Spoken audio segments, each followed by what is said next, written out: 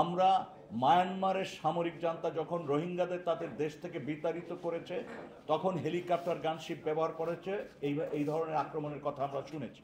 কিন্তু আমাদের দেশে গণ আন্দোলন, মানুষের বিপক্ষে আইন শৃঙ্খলা রক্ষাকারী বাহিনীকে যুদ্ধাস্ত্র দিয়ে সজ্জিত করে সাধারণ মানুষের মুখোমুখি করার ঘটনা সম্ভবত স্বাধীন দেশে এটি প্রথম সম্মিলিতভাবে।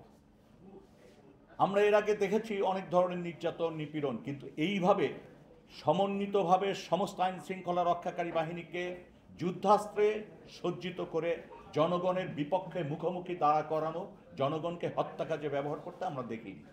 এই বছর যে ঘটনাটি ঘটেছে, আমাদের সবাইকে একটু অনুসন্ধান করতে হবে, একটু সময় নিয়ে, যে কী ধরনের অস্ত্রগুলো ব্যবহার করা হয়েছে, যে কোথার থেকে এই অস্ত্রগুলি আসলো, এই জিনিসগুলি কিন্তু স্পষ্ট হওয়া দরকার। এবং এইটি স্পষ্ট হতে সরকারকে গুরুত্ব দিতে হবে, কারণ বেসরকারি আমাদের যে অবস্থা, সেখানে আমরা এত সাইন্টিফিকলি প্রমাণ করা আমাদের পক্ষে অনেক কষ্ট।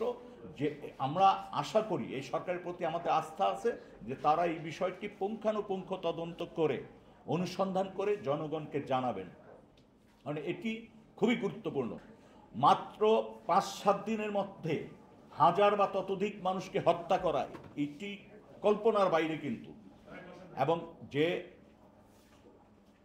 গণহত্যার যে আলামতগুলো আমরা লক্ষ্য করেছি, মানবতার বিরুদ্ধে যে অপরাধ আমরা এই ঘটনাগুলোর ভিতর দেখেছি, তার জন্য একটা বিচার হওয়া দরকার।